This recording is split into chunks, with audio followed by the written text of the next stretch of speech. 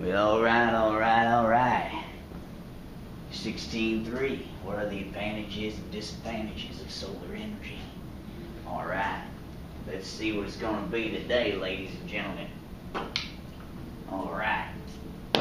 Solar energy. What is it? Energy from the sun. Good joke.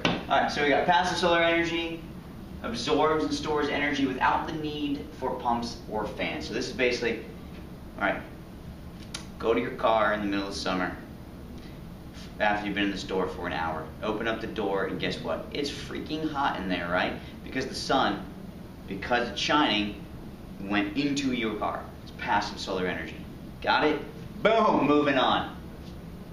Active solar energy absorbs energy by pumping heat-absorbing fluid through collectors. Some of you may have parents who have a hot tub and they've got these black panels on their roof, right? Black absorbs all the different wavelengths in the light spectrum, right? So it hits that black panel, water's pumped into it where it flows through the black panel and then absorbs the heat from the sun, and then comes back down, it's heated water, and it heats up a hot water heater, it heats up your hot tub, whatever, right? But it's using a fluid and a pump, so it's active, right? In case you weren't sure what I was talking about, see the sun coming directly through a window? Because it's just there, that would be passive. And here's this little pump system right here, collecting that sun. That's good. Let's move on then. Solar heating for water. That's right. 1 in 10 Chinese households use solar heat for water right now. 1 in 10. Right? Well, yeah, it's 2007, so it's probably even more. I'd venture to say. Half of all Chinese households on target to heat water via solar power by 2030. Huh? Look at that. Look at the Chinese government making gains. That was for you, Dragon Slayer. Widely used in Germany, Japan, Greece, Austria, and Turkey. All new buildings in Spain and in Israel, as of right now, new construction has to have solar, does it say anything else? Solar power. And we're talking, has to have some type of passive solar power. They're not mandating active, sorry, my bad.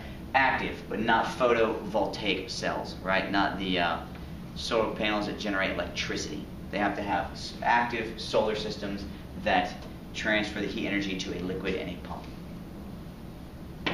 Alright, solar energy. How can we cool buildings naturally?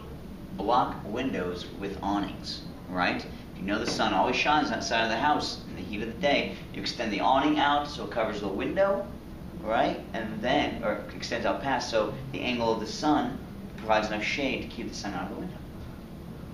Light-colored roofs reflect 80% of the sun's heat. They're actually trying very, very hard as the... Alright, let's go back for a second. Do you guys remember what the reflectivity of a surface is called? It's called correct, it's albedo. Beautiful. And if you haven't heard, apparently the ice in the Arctic, the Arctic ice caps are melting. And they have a high albedo that reflect a lot of the sun's energy back into outer space where the Earth cannot absorb it. Now, as we lose ice, we're absorbing more of the heat. So in there are certain cities around the United States, most of them in California, and they mandate that you have a light-colored roof because it provides what we're losing by the ice, a higher albedo on the surface of the planet to reflect that sun's energy back into outer space. Back into space, boom. Insulate attic says insulate attic to reverse heat radiating into house. So not only do you insulate the attic, but did you know if you take the whatever insulation, usually it's like fiberglass, yay thick, and it's got a paper backing. But if you make that a foil backing, a foil will reflect radiant energy. Radiant is heat energy.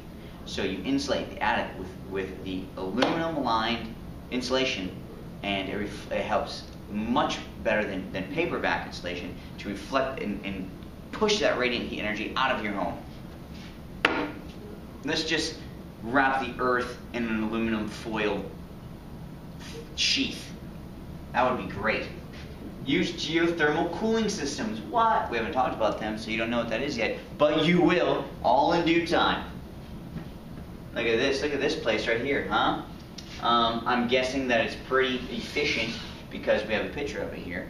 So I see some solar panels. It looks like part of it is like submerged into the ground a little bit to get some of that cooling from the ground surrounding it. I see some xeriscaping going on. That's wonderful. It looks like it's pretty light in color, so it's not going to be absorbing a lot of heat. But at the same time, it's brick, so in the wintertime, we'll probably hold on to that heat better than other building materials. It's wonderful. Solar thermal systems concentrate the sun's energy to heat water, produce steam, and thus generate electricity. Okay, so there's a central receiving tower. Receiver system uses a power tower to focus the sunlight. We got a picture of one we'll see here in just a second. Okay, so we have lots of computer-controlled mirrors called heliostats, and they focus the sunlight on the collection tower. In case you're unaware, from our position here on planet Earth, the sun is not in the same spot in our sky throughout the course of the day. So these mirrors that are these heliostats have to be able to reflect the sun's energy all the time. So they have to be able to move to be able to reflect it on that central power tower, right? Alright, Ivanpah, world's largest solar thermal system, opened in California in February 2013. Is there another bullet right there? No. Okay, so let me go back and show you what this thing looks like. Here we go. Okay, so this is like a 3D view. So see this thing right here? All these mirrors are all heliostats, right? And they're not all in the same position because based on its location and the location of the sun, it has to be able to reflect it back to this central power tower right here.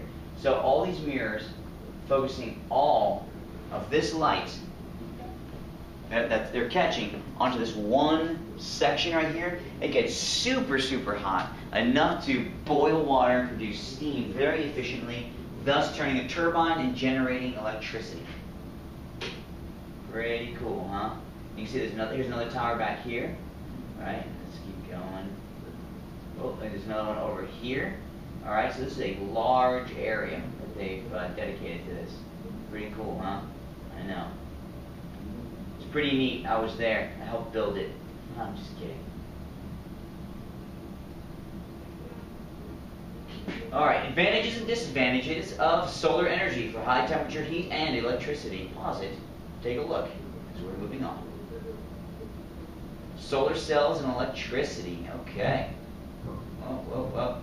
Photovoltaic cells or solar cells convert solar energy directly to electrical energy. So every other form of solar energy we talked about was either just using the sun's heat to heat something up and then maybe turn a turbine.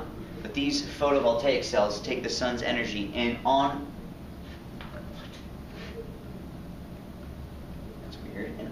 these cells, this panel right here, instantly converts it into electricity.